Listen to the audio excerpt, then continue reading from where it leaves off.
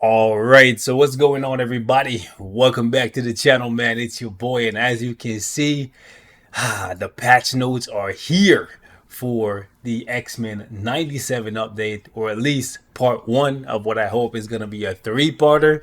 We'll have to wait and see. We know for sure it's going to be at least two parts, just because Bishop is not here, and we have confirmation that he is indeed getting a new uniform via the key art from yesterday's video. Now, I know this video is going to be dropping a little bit later because the patch notes came out earlier than I expected, and I was very busy today. But I still wanted to cover this because this one is going to be a big one. It's going to be a game changer, not necessarily in the characters that are being released or the uniforms rather that are being released, but the system that is being added. I think this is going to be looked upon as tier 4.5, but we'll talk about it later in the video. So first and foremost, we got the new hero in Sunspot. Everything in his kit looks pretty standard and what I expected for him, with the exception of he is also a support character for not just mutants but all allies, fire characters specifically though, and I think that's actually really cool. That's gonna make him a little bit different than Johnny Storm, you know. And I also suspected that he would have been a transcended character, but he is in fact a tier 3 character. Doesn't really make a difference, but yeah, I guess they didn't want to make it super similar to the Human Torch in that regard, but it is what it is. In addition to that, they're actually making him ultra free to play friendly. The only way they could have made him any more free to play friendly is if they put him in just regular XG and selectors, but this is pretty much that. You can get his biometrics from just crafting it in the lab. That is absolutely amazing. It's been ages since they've added a mutant in here. I think the last one was X-23 and Nightcrawler. Since then, they haven't had any in here. So the fact that he's a premium character, he's in a premium hero chest, and he's also craftable is amazing. I thought the best we could hope for was him being given away in the timeline quests, and then from the token event that has the CTP chest, the Rune of Return, and the comic card. But no, he's free to play friendly forever. And that is absolutely amazing because he's a fan favorite and people have been hoping for him for a very long time. Hope he hits hard. But without further ado, let's get into the uniforms now. Cyclops is a little bit controversial because he's staying exactly how I thought he would stay, and that's part of the reason why I said it was a bad idea for people to try and rush to get him to tier 4, because the only thing that they did that might actually make him significantly better is right here. But for now, it's saying apply to self, but I think this is worded incorrectly because Cyclops' 4-star passive has always applied to all allies, so it would be rather foolish and crazy for them to give him this uniform and make it so that now that his passive is actually really good, really useful, it only applies to himself. That would be absolutely crazy. And I looked over on the forums for the let's call it the Korean forums for the game, and it looks like it was listed as applying to all allies. That's just how it looks. So I don't know which one is misrepresented, but we'll find out either in the live stream. This is going to drop after the live stream though, so we'll find out in the live stream, or we'll find out when it actually goes live in game. Either way, if it's actually applying to all allies, it will make him good, but still inferior to Nick Fury. So unless his damage is absolutely bananas, skip tier 4 for me. I don't know, but Storm though, my girl Storm, I definitely am impressed with Netmarble because they made sure that this free-to-play uniform, the support passive, is exactly the same as the paywall uniform, effectively meaning that unless this damage on this uniform is like really bad, the Krakoan summer uniform is now effectively worthless, especially since this one has all of the cancel effects for ABL. You got shock, you got fracture, you got everything here, bro. You got paralysis. Like, honestly, this is absolutely amazing. And in addition to that, they slid my girl 15% damage reduction. It's only 15, but it's better than 0, which is what she had before. So chef's kiss. Salute to Netmarble. Now, this is where they let me down. Beast, the character that I was really hoping to get, iframe ignore in this kit, did not get it. Guy has all the tools to be an amazing PvP character. You know, same way how I knew they wouldn't give Cyclops his iframe ignore back because they took it away a couple uniforms ago and people have been hoping to see it come back. Same way I kind of figured they were not going to do enough to make Beast good. Like 40% heal, absolutely amazing. 45% extra HP to all allies plus 25% ignore dodge, amazing. Right, damage reduction, extra damage to enemies in PvP, amazing. Decreased chain hit, like if they made these two apply to all allies or just the mutants, would be amazing. But them applying to himself is also amazing if he had iframe ignore, bro. Like it's still amazing, but like the iframe ignore just would put him over the top, especially when you look at this man's tier 4. His tier 4 ability is amazing. It's a little bit of what Mr. Fantastic has and a little bit of what Luna Snow has. So it's this passive or active skill, this tier 4 skill essentially means you can never be one-shotted when it's activated. And then his damage just ramps up with it too. So it's offense and defense. And if you look at everything in this kit, it's the same way. His leadership gives you offense. His passive gives you defense and a little bit of offense. His uniform gives you a little bit of offense and a little bit of defense. It's just like he's perfectly balanced. Like he's not bad on paper. It's just that he needed that one little bit of iframe ignore. Or maybe some debuff removal or something, just to push him over the edge, bro. Just to push him over the edge. It makes me so sad because I don't think I'm going to tier 4 him, bro. I don't think I'm going to tier 4 him just because of that. Like, if they had given him iframe ignore, done. Instantly. Now, this is what kind of threw me out of left field. They're giving the Ant-Man and the Wasp characters a transcended skill in a mutant update. Doesn't fit thematically at all. Like if they wanted to like bang out Phantom X as the final mutant that doesn't have an awakened skill or something, now would be the time. But these guys don't understand it. But hey, they be making the big bucks. They are far more intelligent than me. Next up, let's talk about this new elite gear system, which you can use to level up your tier 4 characters to make them even more powerful.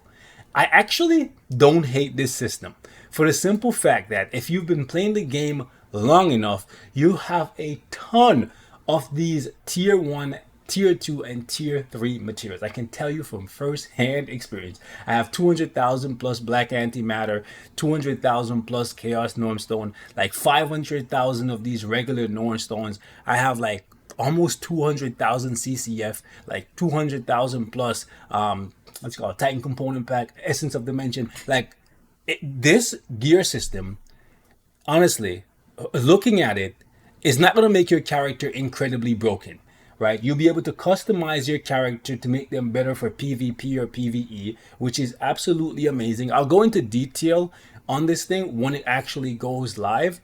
But I think this is a really good way to increase the power level of characters without making it so like they're completely busted.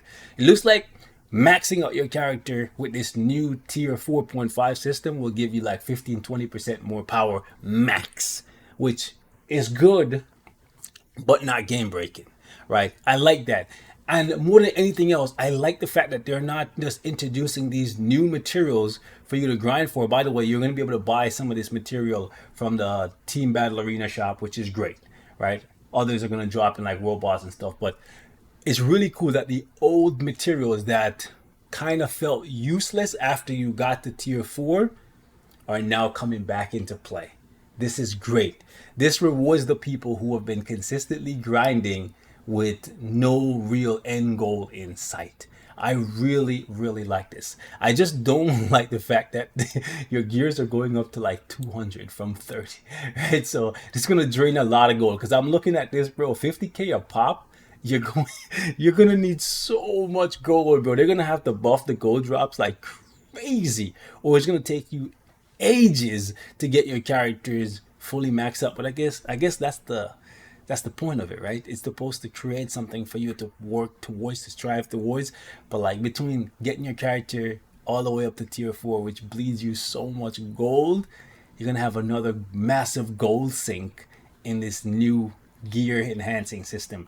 And I'm very curious if getting the gears up to 200 will actually, by themselves, without applying all of these skill points that you're gonna get to make your character better, if just getting the gear up will actually have an impact. Because one thing I've noticed, and I've done this test several times, like getting your character from gear 25 to gear 30 does not increase the character's damage output. And it's the same thing when you get their skills leveled up. When you're before you tier 4 them, leveling up the skills is just a gold and material sink. It never increases your damage output. So I'm wondering if this right here, the whole system of leveling up your gear, is just to get the stat point, or will the additional stats like make your characters hit harder?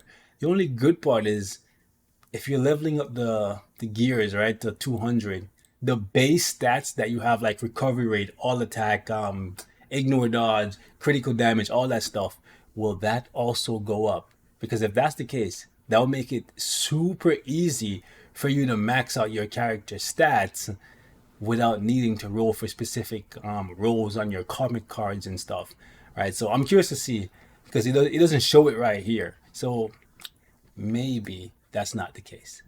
We'll see. Anyways, interesting system, right? I speculated months ago that they might have been prepping us to drop tier 5. That's why they were trying to ramp up the release of tier 4 characters, regardless of how good or bad they were.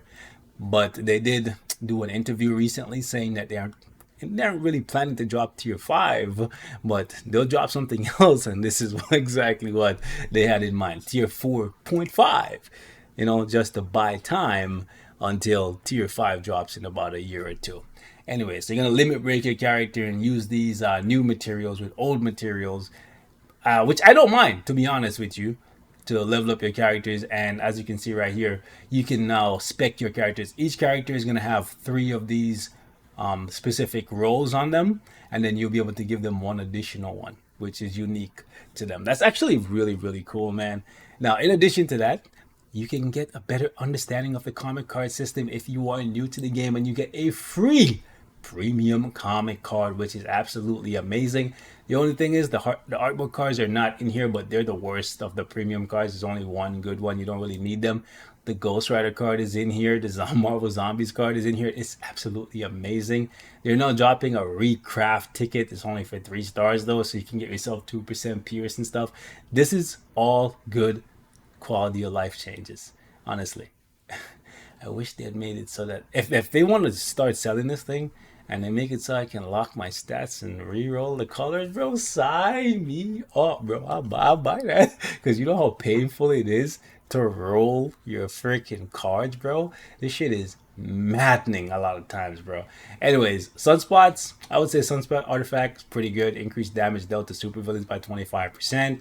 No one's really going to be using Goliath or Yellow Jacket, but Yellow Jacket has the ultra dodge. Oh man, it's so sad to see it go to him, because when is he going to get a glow up? And you know what I'm saying, they should have got somebody like Daredevil when he got his uniform, but not his uniform, but uniform and tier 4. They just be giving it to like characters that have no real future in sight. It's so sad to see. Anyways, really like the icon for Bishop. I think I might scoop this one. Is this one in the future pass? No, this one is gonna be free, right? Oh shit! I might scoop that from the event, because Bishop is my dog. Anyways, as you can see, there's a couple different packs here. Oh, this right here is actually pretty cool. So when you go into GBR and World Boss and stuff, and you get the pop-up, you can now change your tier 4 striker right here without having to back out, I presume, right? Because if you have to back out, then that'll be lame. Now, this is something this is something I wanted to see so badly, and I've asked for before, but I think they went a little bit too far. So as you can see, you can now turn off the UI, which makes the game a lot cleaner to look at. However, not having your VPad, not having your skills, that's a little bit too much. No boss HP, a little bit too much. So I hope you can customize how much you can take off, because when I said I wanted this, I wanted a reward for being able to do this, because not having your freaking VPad or your skills or the boss HP or anything, right, makes the game like look cleaner, but definitely significantly harder. So most people probably won't use it, but it'd be cool for screenshots and stuff. Anyways, y'all let me know what you think of this. I think it's a good direction, honestly, especially if they turn off when the strikers pop in and do their skills and leave those effects on the map. That will make it so much easier to see the boss and pay attention to what is going on. So hella cool if you ask me. They're making a slight change here to our PvP. Before, you could stack up to 100% damage reduction, so your characters like that also just be ultra mega hella tanky. They're reducing it to 99.9%.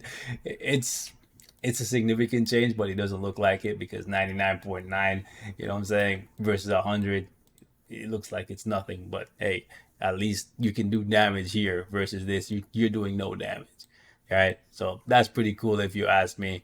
Anyways, besides that, there's some game fixes and stuff, but honestly, I think a lot of people are gonna freak out over this tier 4.5 system, and I don't think they should, because even in the patch notes here, they said there's only gonna be like a 15% power difference from this thing right here, right? The maximum skill level, what's right here, maximum level of specialization stat increases by up to 10 to 15% per effect. You can only have one of these effects, because I think you get 7 points and you need 6 to max out one of these things. So the most you're going to see is like a 15% difference for any character that you decide to go all in on. Obviously, I would say you should probably prioritize. Okay, so it's two different train of thought. Prioritizing your favorite character to make them the strongest, or prioritizing the strongest PvP characters, because PvE is already easy enough if you have a decent card system and a good understanding of the game.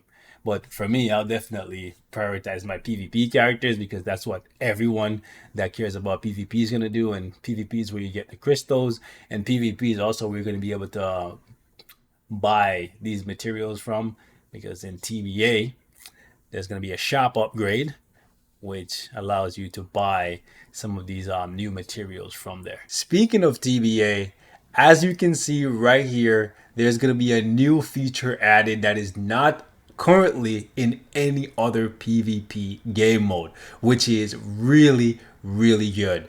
Because one of the problems with TBA right now is that it's being overrun by the same characters that dominate Otherworld Battle, Timeline Battle, Alliance Conquest, and Alliance Tournament. So it makes it so that the lesser characters can't really compete, because they're just not strong enough. So I hope that they make this as heavy of a penalty as possible, to make it so that people like Punisher, Elektra, Daredevil, and others, even though they're not necessarily the greatest characters, can actually fight it out in Team Battle Arena.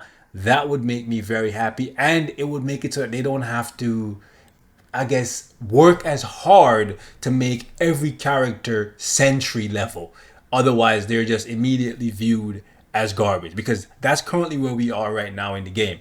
If a character can't compete with the established order, which is Null, Sentry, Silver Surfer, Thanos, Adam Warlock, Deadpool, then by default, we just view those uniforms as garbage and we don't buy them. When in reality, those characters, honestly, if we're going based off comics, should not be as strong as those characters anyways.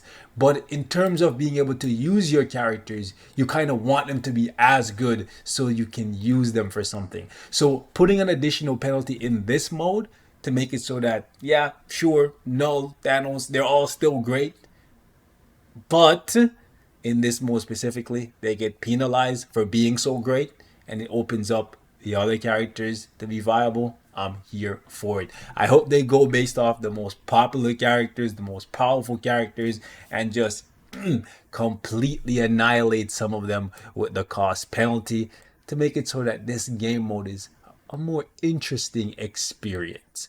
I know some of y'all don't want that. You want to use the same character that you just built up because you built them later than everybody else. I get it. But you can use them in other world battle. You can use them in conquest. You can use them in timeline. This game mode, let's have some fun over here, guys. Let's mix it up. I'm looking at the teams that they have here, and none of these teams would stand a chance in the current order of things. But maybe, just maybe, with the new penalties, we could see some of these like crazy, stupid, silly, wacky teams actually do something. I highly doubt it, but it would be interesting. Anyways, ladies and gents, we're gonna wrap it up right here. Leave me your thoughts in the comments, and we'll catch you in the next one. Honestly, I'm really excited to see what TBA becomes after this update.